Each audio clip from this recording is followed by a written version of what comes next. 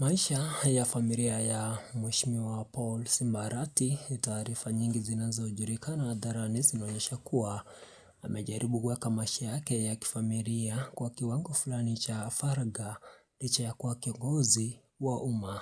Simba Arati alioa miaka ya mapema kabla hajaingia kikamilifu katika siasa za kitaifa. Ingawa tarehe kamili ya harusi yake haijawekwa wazi na katika rekodi za umma, ndoa yake imekuwa ikitajwa kama sehemu muhimu ya maisha yake, kwani familia yake imekuwa ikiunga mkono safari yake ya kisiasa tangu alipokuwa akijitafuta kimaisha jijini Nairobi hadi alipofanikiwa kuingia uongozini. Kwa upande wa watoto, Arati ni baba ya watoto kadhaa.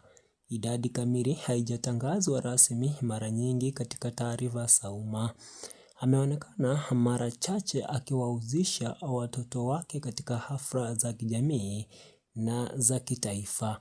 Jambo linaloonyesha juhudi zake za kulinda maisha yao binafsi mbali na siasa.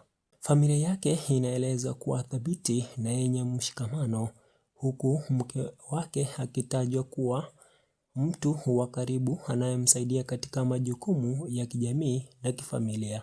Licha ya ratiba yake yenye shughuli nyingi za kisiasa, Arati mara nyingi amesisitiza umuhimu wa familia kama msingi wa mafanikio yake binafsi na ya uongozi. Kwa ujumla, maisha yake ya kifamilia yamebaki kuwa ya utulivu na yasiyokuwa na migogoro mikubwa inayojulikana hadharani.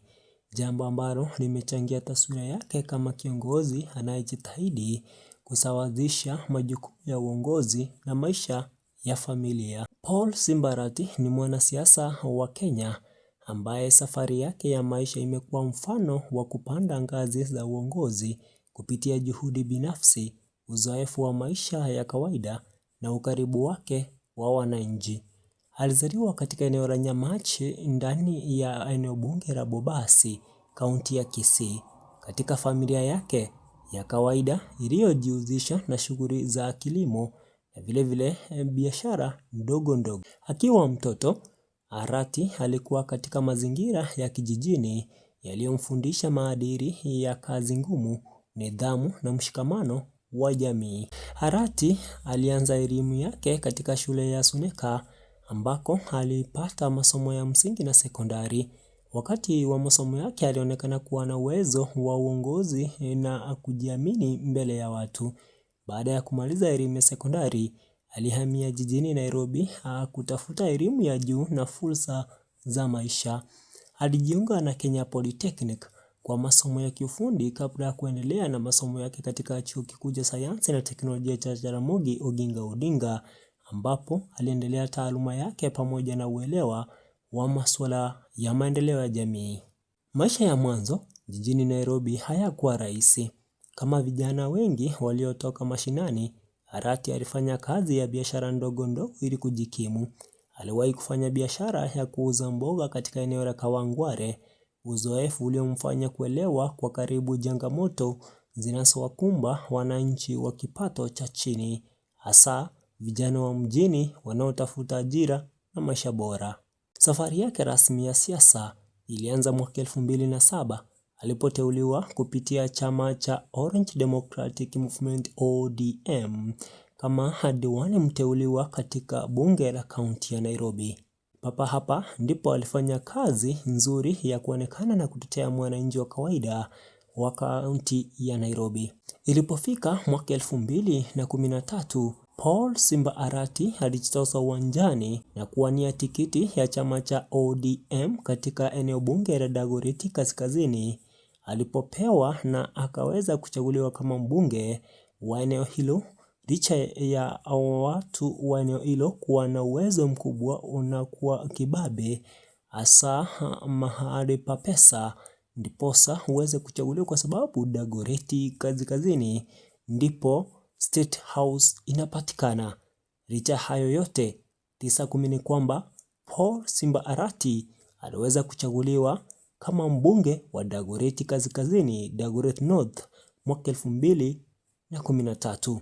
Kipindi cha mwaka 2013-2017, aliweza kufanyia wana Dagoretti kazi nzuri, na baadaye mwaka 2017 wakaweza kumchagua kwa mara ya pili mpaka 2022 aliposhinda kwa mara ya pili kwenye eneo bunge hilo la Dagoretti Kaskazini hadi mwaka 2022. Akiwa bungeni alijijengea jina kama kiongozi mwenye sauti kali katika masuala ya kisiasa na mtetezi wa haki za wananchi. Ushiriki wake katika siasa za kitaifa ulimweka katika kundi la viongozi vijana waliokuwa wakionekana kuwa na ushawishi mkubwa ndani ya chama na siasa za nchi kwa ujumla. Kutambua mchango wake, uaminifu wake kwa chama na uwezo wake wa kisiasa, uongozi wa Orange Democratic Movement ODM ulimteua Simbarati kushika nafasi ya naibu kiongozi wa chama, Deputy Party Leader. Uteuzi huu uliashiria kupanda kwake katika ngazi ya juu ya uongozi wa chama na kudhibitisha nafasi yake kama mmoja wa viongozi muhimu ndani ya siasa za Kenya.